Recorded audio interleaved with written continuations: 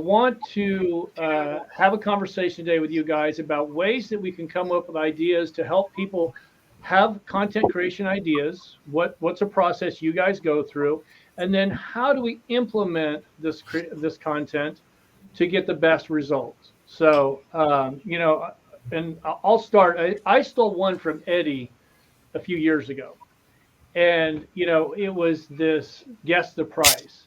And Eddie, why don't you walk through how you came up with the idea, and then how you implement it? Because I see every time on TikTok that it works extremely well for you.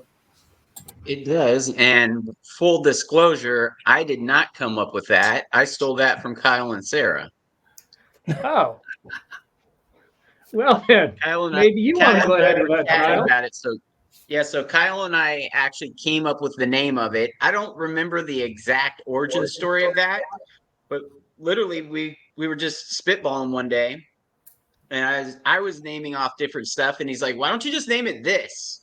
And that's how we named it. What's it worth? The name of the Mhm. post is "What's it worth," and the science behind it is to get people engaged, to call out different buildings that had sold. And I always do it in a 3-step process. I announce that I'm going to do a "What's it worth" on one day. Hey, this particular building sold. I know that you know this building, and people are like, "Ooh, interesting." The next day, I come in and I talk about the building. This is how many square feet it was. This is how much land is involved. There's a tenant or there isn't a tenant. There's income or there isn't. And then I ask them, what do you think it's worth? That gets the engagement and the ball rolling. And then the third day, I tell them what it's worth and why it's worth it. That's all there is Okay. to it. It's a 3-step process. It gives you 3 days worth of content, and it gets your whole community involved because they're learning something about commercial real estate. They see what it's worth. You tell them why it's worth, and they get to play a game. Well, yeah, it makes it fun. Now, Yeah. do you do this for buildings for sale, or do you do for leases as well? I've never done it for lease, but you just gave me a great new idea. Tell us. Tell us. What's the idea? Very good. Well, Ari, let's go to you next. I know that you're kind of the queen of documenting your day when you're out doing showings.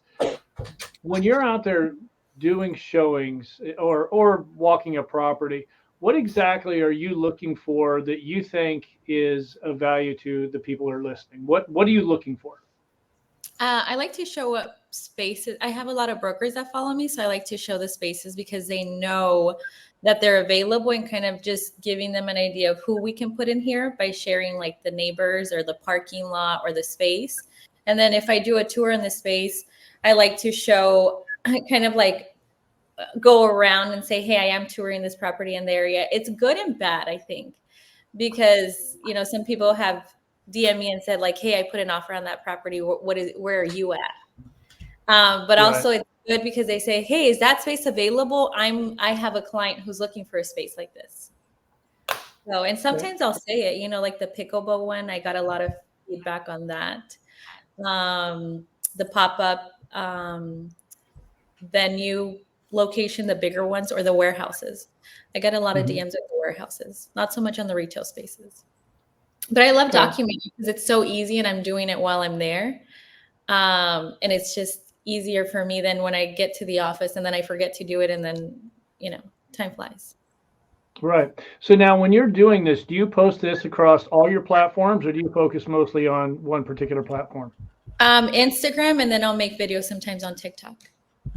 Okay. All Like right. one of the clients last week, he says, come and see one of my stores. And I went in and I said, but you promised me you're going to teach me how to make a naan.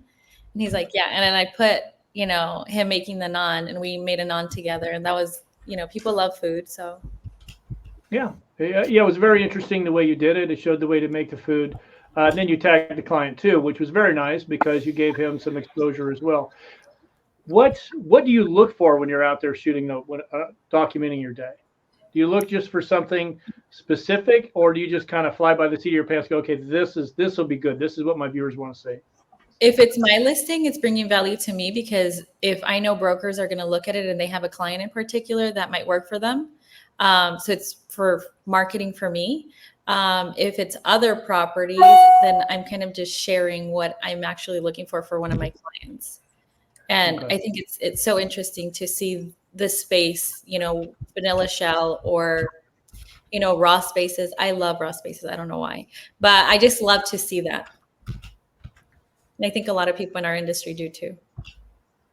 Yeah. Thank you for that. You should give us a little background. Eddie, I need to get your background too. I should introduce you guys. Ari, why don't you go ahead and introduce yourself? I'm Ari Mencias. I'm with Commercial Brokers International with George. I specialize in commercial leasing, mostly retail, office, and industrial. Okay. Eddie, you want to give your Do a quick plug. background? Yeah, Yep. absolutely. Give My your name's plug. Eddie Gonzalez. Create Advisors is the name of our business. I've been in the industry for about 8 years. I work in Central Phoenix mostly. The majority of my business is retail, but I've done some office and some light industrial as well. Actually, I've done everything except multifamily. So maybe Okay. one day I'll be like you, Joe, and jump into the multifamily world as There well. you go. And you've got how many subscribers on TikTok? 40 something? Don't know. Yeah, 40 something thousand. Yeah. Yeah. So you that's been your main tool, right?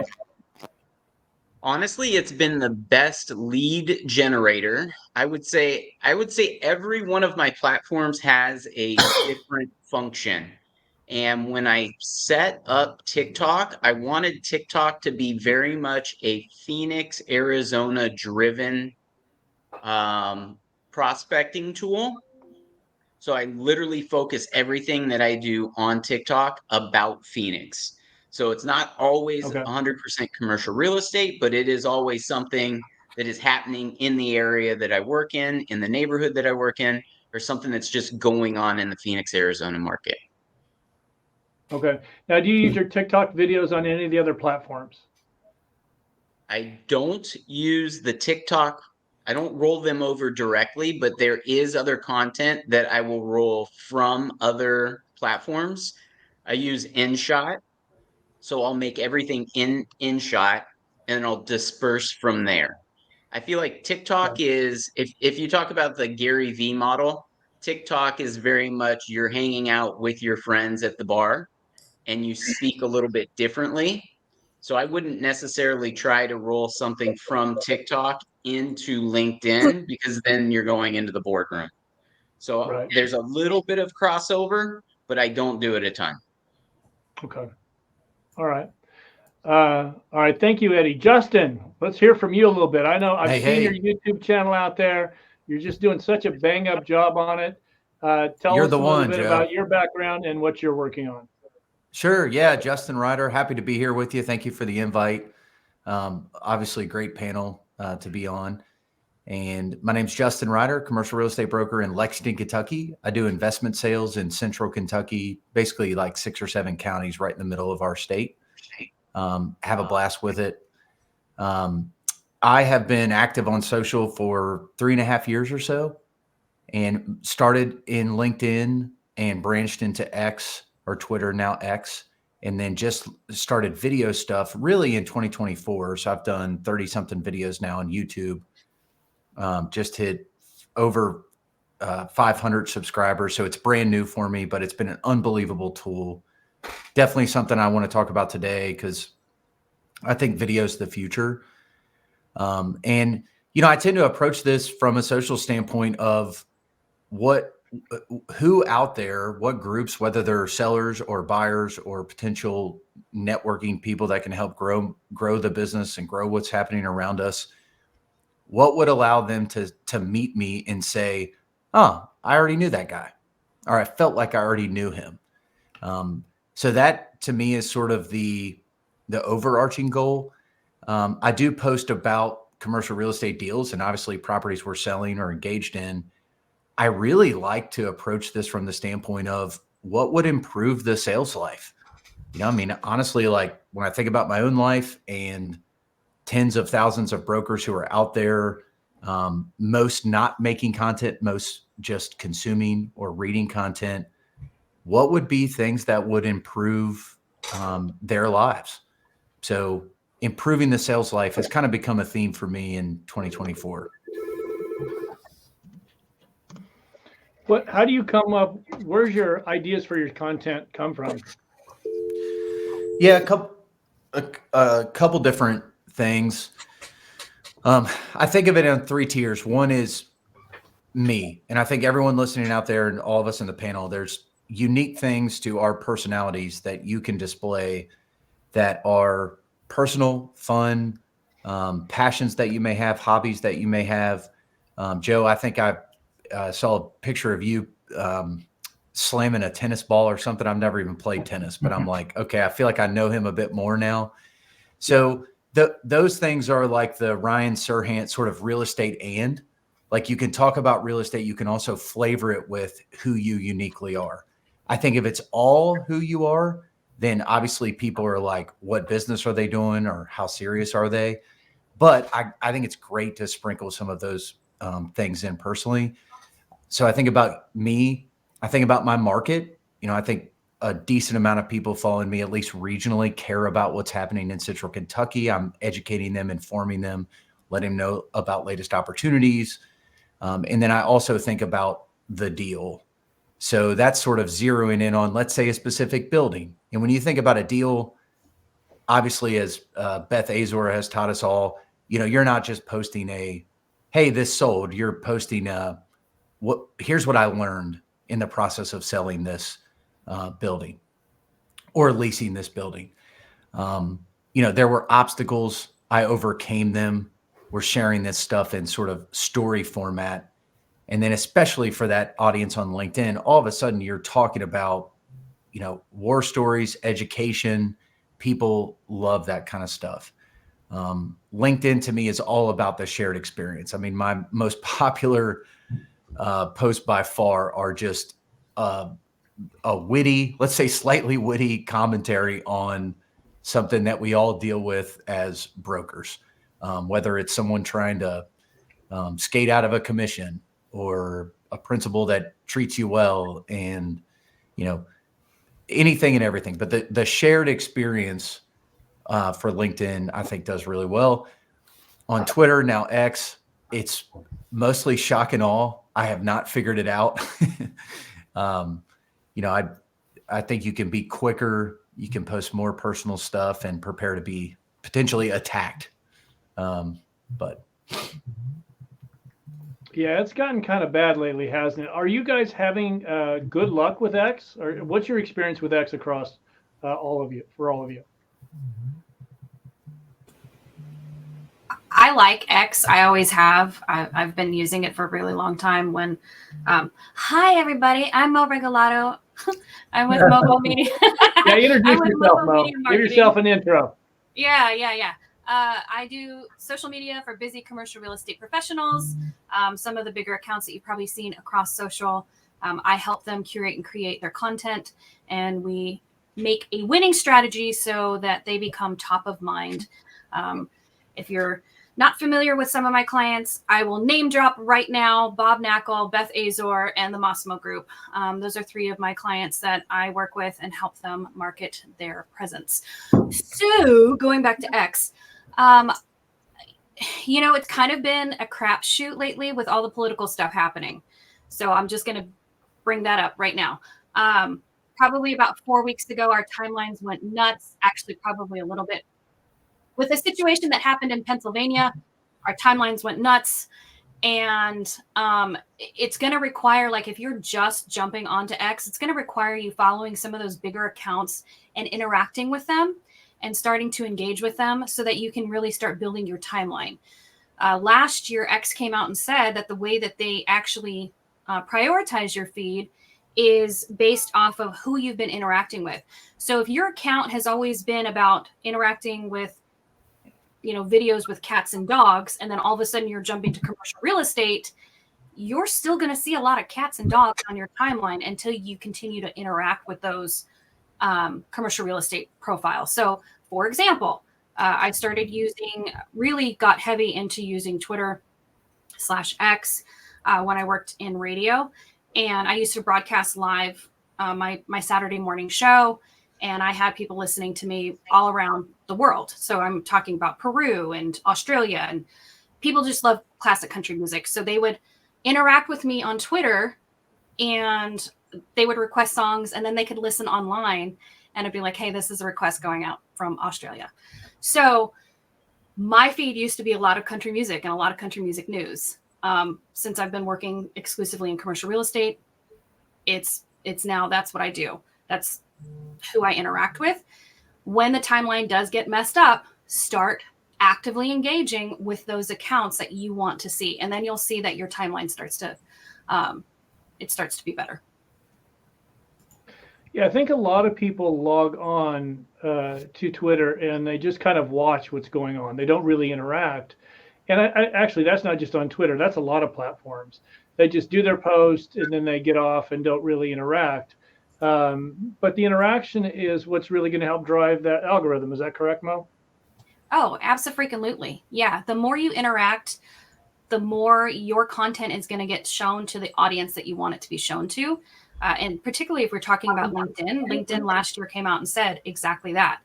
If you want your content to be seen, you need to actively engage with the people that you want to see your content. So that doesn't just mean posting and ghosting. That means after you post, start commenting on other people's content, and not just like, hey, great post. That was really great. That was fantastic. No, like actually be personable and say, hey, this was this post really resonates with me, yada, yada, yada. There's certain actions that you want to take after you post that will help your engagement and the algorithm pick up your content. Yeah.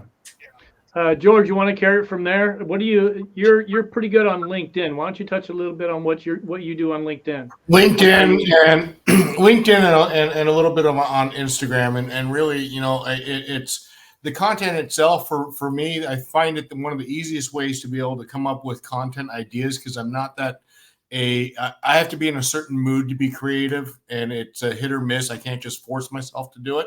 So what's interesting though is that what we'll do is we create kind of like a pillar, so to speak, of what our content wants to be about, whether it's education, which is a big focus on a lot of my content. It's bringing out education and perspective and taking a look at it. Also, in addition to that, documenting your day. People want to work with people who are busy and active in the marketplace, not just that are sitting around, playing around and posting cat videos, Mo. So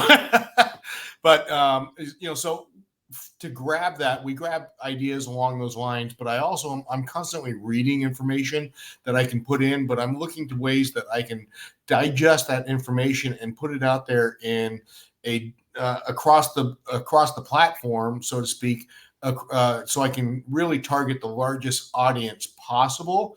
And what I mean by that is my client base. I'm didn't introduce myself.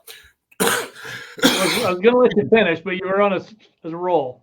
Yep, George Pino, CBI commercial. But when we're talking about the content creation, I do a lot of investment sales around the country, and my clients and the people that look at the biggest push and feedback I've gotten actually is from the YouTube videos that were longer formats with really geared toward the education and understanding, and I picked up many clients from that. And a lot of those clients, some of them are extremely sophisticated. I had a general counsel of one of the largest multifamily REITs in the United States reach out to me and say, hey, I saw your video. I want to work with you, but here's the deal. I have brokers in-house that are going to find me properties. I just want to send them to you, and you tell me if I should buy it and what our plan of action is going to be for the investment. And at the same time, I also have people who have looked at the videos that are mom and pops that have this may be their very first time that they're getting into this type of investment. Somebody, a financial advisor, a CPA or something, told them about going in a single tenant net lease or different types of, and then referred them to me. And a lot of that's education about like, well, what is it? How is it differing between them?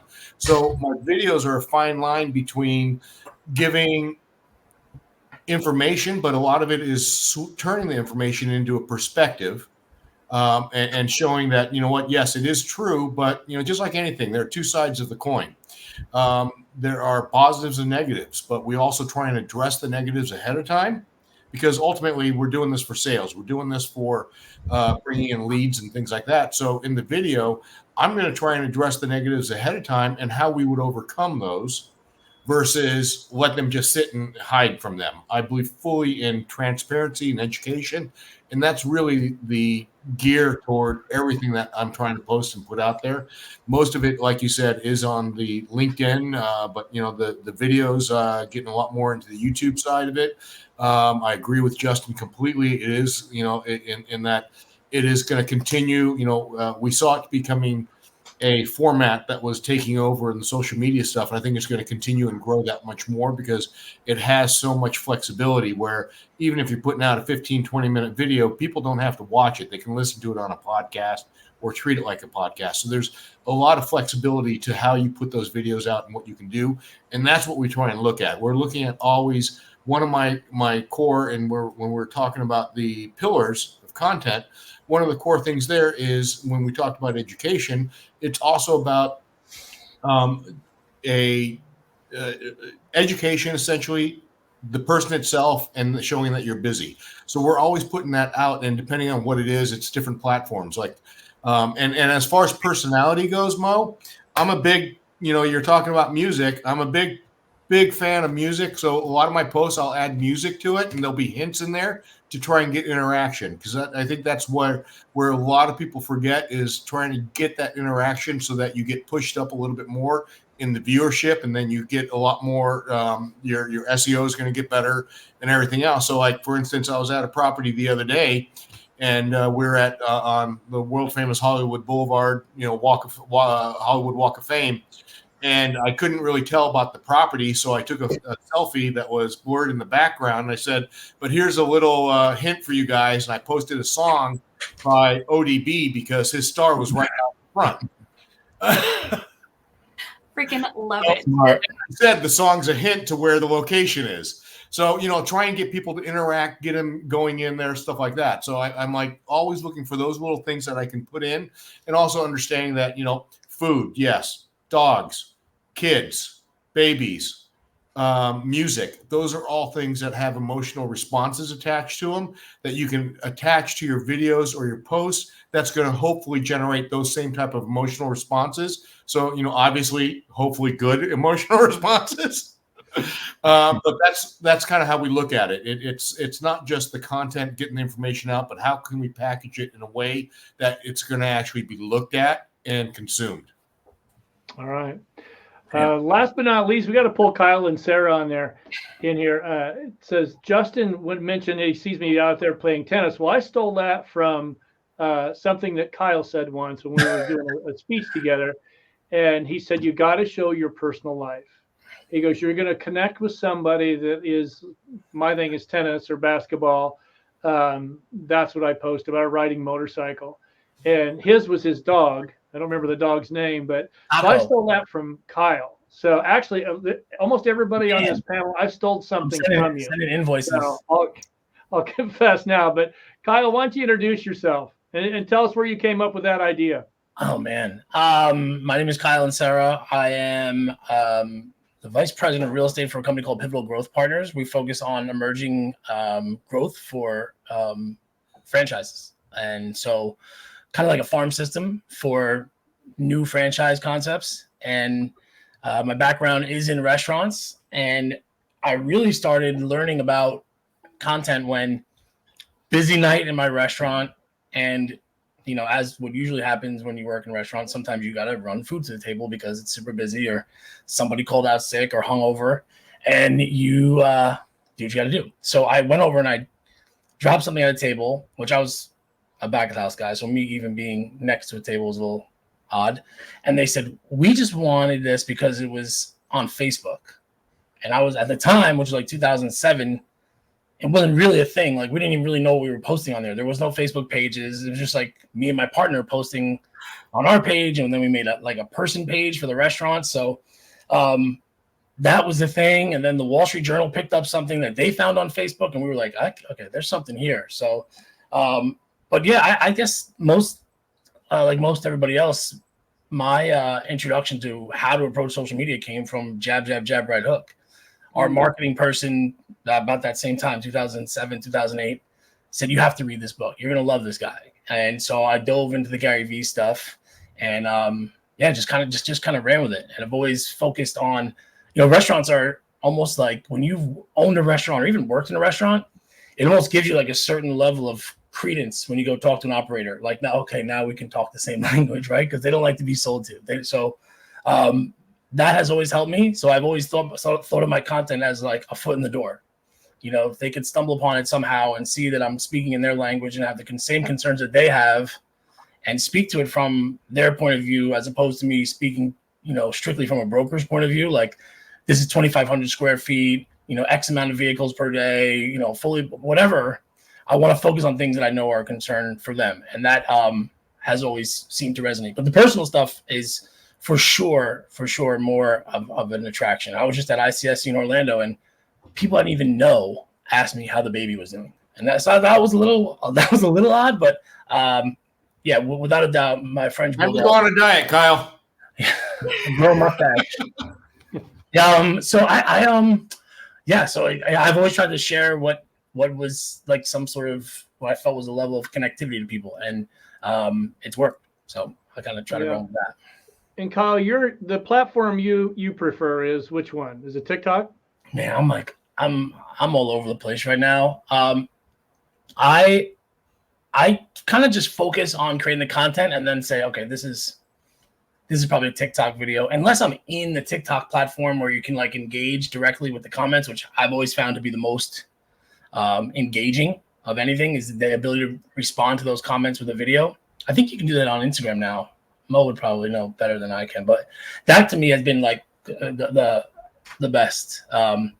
But I also get a lot of traction on like carousels and like, multi-picture posts that kind of like provide, little tidbits of information. So I don't really have a plan per se, Joe. I just kind of let it fly. And when I try to get into these like modes where I'm creating, I try to create a bunch of different ideas. And then I have a swipe file of all like headlines and thoughts. So like something might happen on a call, I'll put it into like a swipe file, which is really just in ClickUp. It's just kind of like where I write down the idea and then go back to it when I'm feeling stuck. But that's about as much of a process as I have.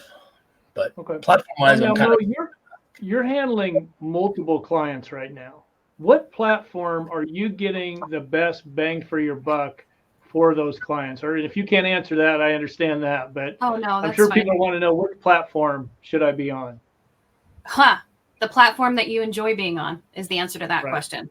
If you don't enjoy being on TikTok and somebody tells you need to be on TikTok, guess where you're not going to be?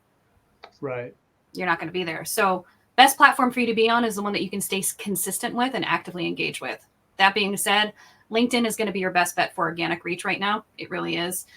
They have kind of, because of the political season, they have kind of kiboshed some of the reach.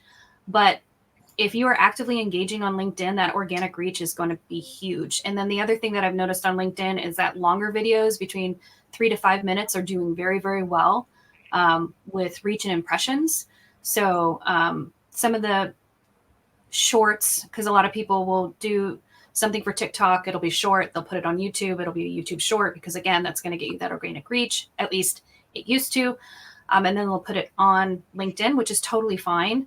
I don't have a problem with that. I do suggest that you pay attention to your copy, and the copy is the stuff that you put in the post, because it doesn't always translate well to other platforms. So say you put it on Instagram first and you use all 30 hashtags, which yes, you should still be using hashtags on Instagram. And then you put that 30 hashtags on LinkedIn. No, we're not doing that.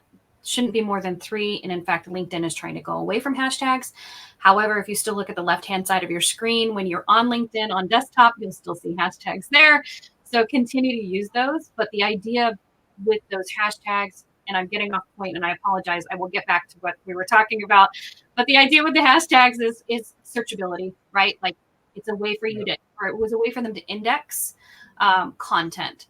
And now they're doing more, and they, being all of the platforms, are doing more of your basically like your organic SEO.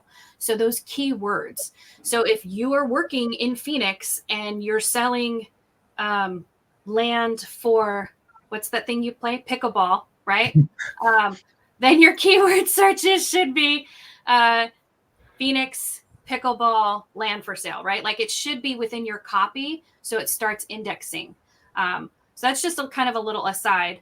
And then back to what platform you should be on. LinkedIn right now, like I said, organic. X, if you can still get in there and jump in and start doing stuff. I love Instagram, but Instagram's more of a personal thing for me, so that's up to you. But I really think that a lot of people are sleeping on LinkedIn right now. Okay. How many of you guys are using AI to come up with content creation ideas, scripts, that kind of stuff? One, two, three. Okay, all of you. How's that working? What are the results? It's working great. I highly recommend to people trying to come up with ideas to feed ChatGTP your audience, unique aspects of your audience, demographics, describe a person, and you can get very detailed and then turn around and say, okay, what are 25 things that this specific audience would be interested in hearing when it comes to their growth? What are 25 things this audience would be interested in hearing from an authority figure in my space? But if you describe yourself and, who you are and what you bring to the table, then if you describe your audience and get as specific as possible, those questions tend to be better and better over time. So it's all about the prompts with ChatGTP. I personally don't use any AI to write stuff just because I enjoy it. Like I actually writing it myself and come up with the ideas, but I don't mind seeing a bunch of questions that I then could dig into and potentially answer for my audience. So ask a lot of questions. So one of the things I use ChatGPT for is I actually feed it transcripts, and then I use this very specific prompt. So if you're taking notes, this is probably a good thing. I say, this is a transcript of a podcast or of a video with this person from this company. Analyze it for the tone, voice, and style of said person. And then based on the content of the transcript, create for me a post that explains or summarizes or etc., whatever you want to use, what is happening within this transcript. You can then use that for YouTube videos. You can use that for, pretty much any kind of Spotify, like, when you're putting stuff on Spotify, it's great to get a description for that. So when you're trying to create content at scale, which is what I'm doing on a daily basis for all of my clients, that is one of the tools that I do use to help summarize all this information. I don't have time to sit down and listen to an hour-long podcast. I love all of you. I really do. But there's just not enough hours in the day for me to be able to do that. So that's one of the ways that I use AI. Okay. Anybody else using AI? I'm using AI. I'm just curious if anybody else is using something other than ChatGPT. Gemini? Perplexity. Oh, yeah. Perplexity.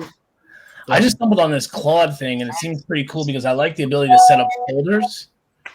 Set up like different folders for stuff. So, but yeah, no, it's fantastic. I like Justin said, being able to like ask it questions and I've created a GPT of my ideal client, and I use that as like a back and forth, almost like conversation.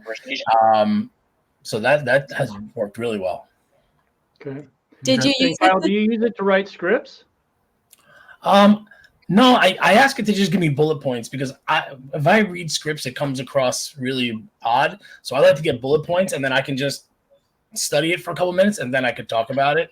Because sometimes going off the cuff is good, but sometimes I feel like I miss a critical piece. So I just like to get it, and then I'll let it roll. Because if I read it, it doesn't come across as authentic. I agree with Kyle and Justin there in that I think the AI tools are really more about idea creation, because I think if you use it for specifically for scripts and things like that, it comes across as very much robotic, generally speaking. And especially when the writing style doesn't match your personality, you have to make sure that you rewrite everything so that it sounds normal coming out of your mouth, that it sounds like this is what you're trying to say, not reading. Because if you're just reading something, all you're doing is you're a parrot. You're not adding any value to any of your viewers or anything else. But if you can actually convey the concept and the ideas in a manner that is better understood or better accepted, then I think that's where your value lies. For ChatGPT, Gemini, any of those, I think the key use of them right now is more about the idea creation. Like Justin said, maybe there's a list of questions I want to have that I may forget about. So it gives you that framework that you can utilize. Anything that is generated that we've used, and we have used them for blogs and stuff like that, we typically rewrite them as well. So we're not just putting it out there right away. We're taking a look at the content, the information, make sure the information is correct, because again, junk in is junk out. And if you're prompting wrong, you're going to, you can't just trust that it's going to be what you wanted to say. So that goes back to the old saying that the best IT person isn't the one who knows computers the most. It's the one who knows how to Google the best. And so same with the ChatGPT or any of these AI systems. It's all about the prompts. Yeah. Christina Rodriguez put, AI is my brainstorm buddy. It's on the user end for product value. And so, matter of fact, those of you at home, if you have questions for any of the panelists, please put your questions in the make your comments. Justin, your thumbnails are pretty good. I mean, actually, they're really good. How do you come up with ideas for thumbnails and your headlines? Mo makes them for me. No, I'm just kidding. I wish he did. I wish he would. That's the hardest part, isn't it? Coming up with that. Yeah. What I have gleaned from reading about YouTube and watching YouTube videos about YouTube and how to be successful in there is it really all comes down to the title and thumbnail and then watch time. So what you can't do is make this crazy thumbnail that attracts people to it, but then they don't stay because the content doesn't match the message. And certainly people are out there doing that. Here's this crazy thumbnail that looks like Mr. Beast, and then you get into it, it's just someone talking or whatever. So I think you have to balance those two things. But all the YouTube gurus, and this is a good lesson for any social, but especially on YouTube, title, thumbnail are basically number one. And, if you get into the mechanics of that, I think the best way is to look around YouTube at people that are similar in your space and look at what they're doing. Look at how are they using a word on the thumbnail? Are they darkening the background so their profile jumps out? You can get obviously very mechanical with this, but YouTube has taught me it has to be quality. Like YouTube has stepped up my entire content game because, I don't want to put anything that's not 4K, that's not edited professionally. And I'm a little bit of a perfectionist in this sense. I probably err on the side of, over editing or that sort of thing. But I think it's just helped me make sure it's professional. You want someone to be impressed, I think. And my favorite YouTube creators, when I watch their stuff, I'm like, wow, that was pretty cool. Yeah. So. Yep, it makes you want to tune back in the next video when it comes out. Fly Jamerson just asked, what CRA content do you scroll right past if you see it on your feed? I am humbled. I am honored. Anything that starts with that. Oh, gotcha. Or I was asked. Yeah. Everybody asks me. Yeah, exactly. And then now I'm going to make a post that says exactly that. Yeah. The next 5. I dare you, especially with this panel, you'll hear about it. I'm always getting the question. What's your favorite tech gear apps to capture and edit content? I'm personally an Adobe guy. So you like Adobe? Ooh. I know. I think it's the least intuitive software program to ever be invented by Correct. humans. But because I'm in, it's hard to switch to like another editor, photo, Right. video editor. So Yeah. I totally Justin, get I that. feel the same way about InShot. InShot was my first editing app on my phone. I like it. I know it. I know where to go with it. And I'm not going to switch because it works. My favorite so far is Descript. I do use Adobe products, which is why I said ew. Especially with everything that they've been doing. But Descript is one of my favorites, and you can do so much with it. So if you're looking at quick video editing, there's that one, and then of course CapCut. Yeah, CapCut. Riverside is really great for if you're interviewing people and chopping it up into smaller pieces. You can also just upload whole videos into Riverside, and it will chop it up for you into minute long content pieces, which is pretty cool. So Descript is doing that now too. They just added that option and that functionality, and the other functionality that they added is a lot like Opus. Is that you can take a YouTube video and drop it into Descript, and it'll actually pull that video from YouTube. Yeah. So if I have clients that have been on podcasts, that they haven't told me about, I do have Google Alerts set up for all of my clients. So whenever their name pops up, I can pull in whatever it is and be like, oh, hey, you were on a podcast yesterday. All right, we have more content. But Descript, like I said, fantastic, and it isn't that difficult to start with, which is nice. I like Opus has now the ability to edit video by text, which has been really it makes things a lot easier. Like you don't have to watch the whole video. If you vaguely remember the conversation, okay, you start picking up on it, like, okay, you can delete that part, delete this part, and it adjusts the video accordingly, which has been really helpful. So, I mean, who wants to sit there and edit the whole thing? And sometimes those AI generated clips are not exactly on point. So if you can go, you can go in there and edit it based on text. Okay. When I'm talking to people about coming up with content, I start talking to them about using humor. All of you guys are really good at that. How do you gauge what's funny? I mean, how do you know? I mean, Mo, I don't know if you came up with that idea with Bob getting in the tub with his suit and all of that, or the jacuzzi. How do we because funny videos do better. How do we get there? What steps do we need to take? What should we be looking at? Number one, you need to stop taking yourself so seriously. I think that was what the funniest thing about the Bob. So the whole thing with the Bob video, and if you guys have no idea, Bob Dackel, he's like a #1 sales broker in New York City. He only sells buildings, and was commenting. Actually, it was a whole thing on X where people were kind of like ragging on him for wearing. He was like, he wasn't wearing a suit, and he always wears a suit. So then the idea was, it would be super funny to like have him wake up in a suit, like so he's always in his suit, and that's where it really started. And it was just so funny and whimsical, and you would never expect Bob to do something like that, but he was totally on board, and they knocked it out of the park. His daughter like recorded it for him. I mean, it was just amazing, right? Like it was just a lot of fun. So it was like kind of a whole family affair for him and his wife and his daughter, and then I got the videos and I put them all together, and it was just a lot of fun. If you can laugh at yourself and you can not take yourself too seriously, I think that's the most important thing. The challenge with a lot of commercial real estate professionals is they do take themselves too seriously, and they have this concern and perception that, well, if I cut up and cut loose, then my ideal client's not going to like me. Yeah.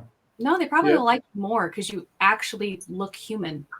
Yeah. You show some personality. And Eddie, that's something you're really good at. So you do these green screens that are about your local market. Can you kind of walk us through that, please? Yeah, absolutely. So literally there's a couple different websites that I read every morning, just looking at local news, what's going on in commercial real estate, what's not going on in commercial real estate, and anything that is truly eye-catching to me that I think would be both entertaining and educational for my followers. It's such a simple process. I literally look at it on my phone. I take the screenshot.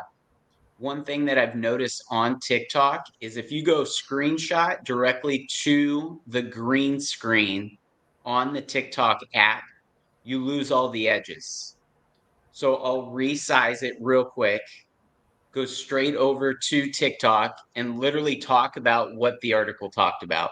And I'm always, when I'm doing that, I'm always asking a question to see what the audience thinks about that particular headline. So I call it headline reading.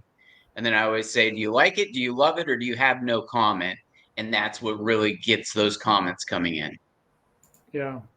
Yeah, I see you Super doing easy. that Like, regularly, and it's so easy and brilliant. But I'm sure it's driving a lot of views for you.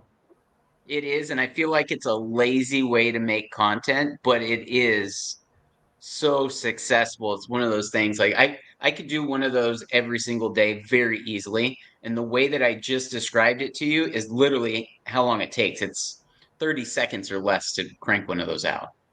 Yeah. I think, in the beginning, when we shoot like 10 times to get it perfect. You and Kyle both said to me one time, we don't, it's one shot and we're done. If we make a mistake, we make a mistake because it's just human. And, we try and relay that to our agents here because they want it to be perfect. And, I think it's almost more perfect if there's a little mistake in there. But what's that? I get nervous because sometimes Oh, yeah. I get so nervous, and I try now not to think about that, which I've gotten a Yeah. lot better. But with that, Yeah, it can be daunting. But and then one thing that's worked well for us, and I just kind of did it because I was lazy one Friday. I grabbed George and I said, let's do a Fridays with George, and I just need you to give us a real estate term. And it's really taken off. George, how many years have we been doing that? I'd say about 3 years. 3 years, probably about 3, just under 3. Yeah, it's super easy for me. George has to do all the heavy lifting because he gives the definition and the term. And so I just introduce him and away we go. But people have actually recognized him from that. And so, one thing with the people that are watching, consistency. Don't get down if your content doesn't start working for you right away. It takes time. And I think everybody on this panel will agree. It didn't happen overnight for them. They're building an audience. It takes time, patience, consistency. You've got to be consistent. What's one? I'm going to ask. We got to start wrapping it up here. We're running on to an hour. How often do you guys post? Is there a set time, or do you just do when you feel like it? Every day. Yeah. Every day? At least on one platform every day. Okay. Look, I'm actually doing probably about 3 times a week, but I'm targeting when I'm posting. I played with the numbers, dates, times.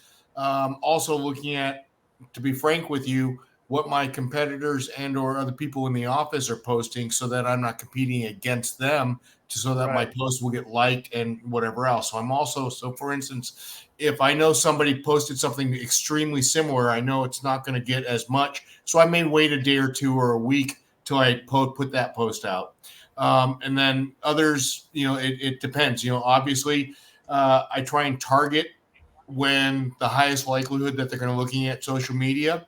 LinkedIn, it's a little bit more during the business days and times like that. But a lot of the other platforms, you got doom scrolling in the evenings. So it might be a good time to post at that point. It depends on who I'm targeting and the message I'm trying to get across. Okay. All right. I want to close it out, but I want to do a quick little talk about Commercial Real Estate Influencer Summit that's coming up here in a couple of weeks. That's where other than George and Ari, that's where I met everybody here. Everybody that's knocking it out the park with their social media. And so kind of give us your thoughts on this, if you could, guys. I'll go first. Okay. I was reading something. Something popped up. I thought, oh, we got a problem.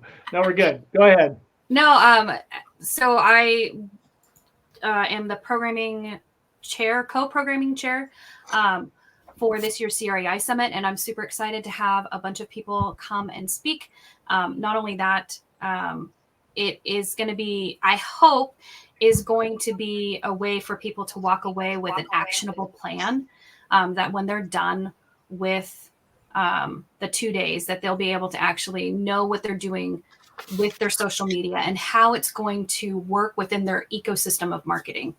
That was kind of my big thing that I wanted people to be able to pull away from it, because it's not just social, it is website and it is email marketing. And how does all of that play together so that you are bringing your people into your ecosystem and they're constantly being touched, not in a creepy way, but in a good way. And so that's what I'm looking forward to. And for everybody to meet JJ Peterson, Dr. JJ Peterson is going to be amazing.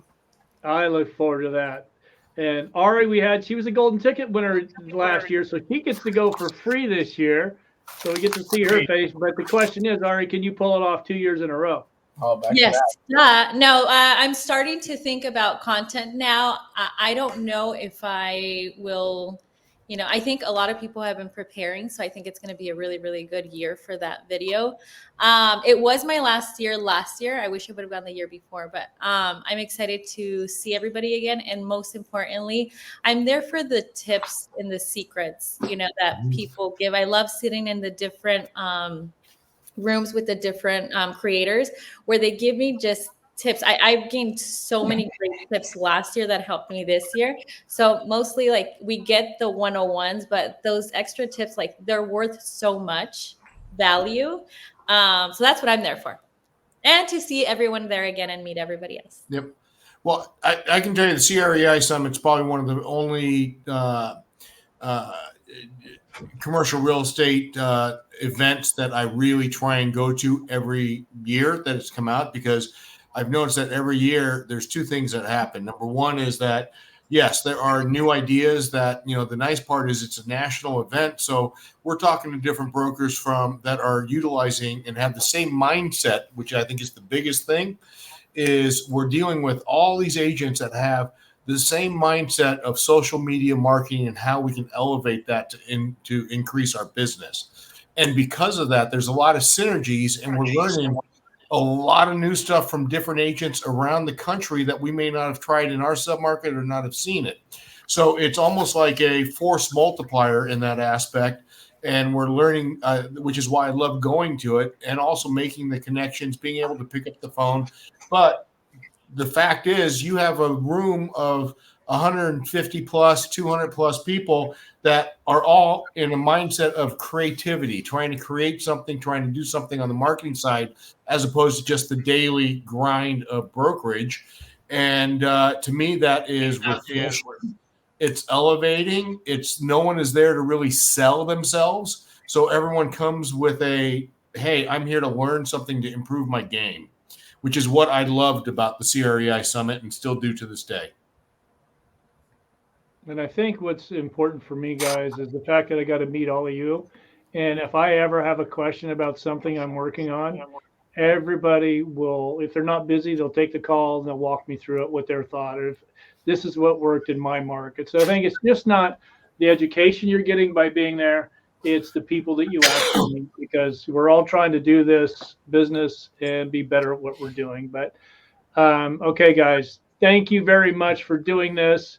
I appreciate it. I hopefully answered everybody's questions, and I will see you guys in a couple of weeks. More importantly, thanks for organizing this. Yeah, thanks, Joe. Thanks, Joe. Thank you, guys.